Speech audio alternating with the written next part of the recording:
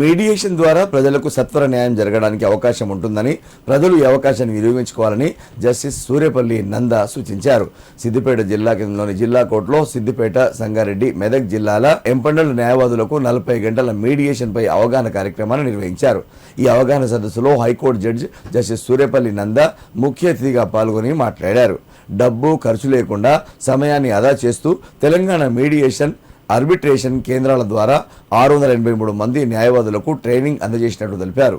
Mediation ద్వారా 2025 సంవత్సరంలో 12,891 కేసులలో 146 కేసులను మీడియేషన్ ద్వారా పరిష్కరించినట్టు తెలిపారు. 2026 జనవరిలో ఇప్పటి వరకు 2,133 కేసుల్లో 90 కేసులను మీడియేషన్ ద్వారా పరిష్కరించినట్టు తెలిపారు.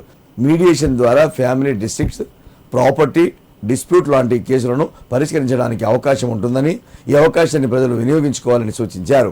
ఈ కార్యక్రమంలో జిల్లా ప్రధాన న్యాయమూర్తి సాయి రమాదేవి, న్యాయమూర్తులు జయప్రసాద్, సంతోష్ కుమార్, తరుణి, న్యాయవాదులు పాల్గొన్నారు.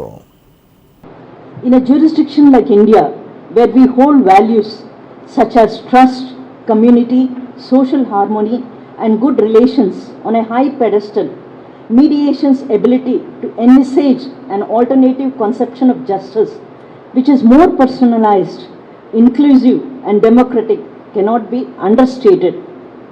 I would like to emphasize the transformative character of mediation and declare that it is a process which puts the decision-making authority in the hands of ordinary people, empowering them. Mediation confers an avenue to citizens to chart a path forward and make the laws less intimidating.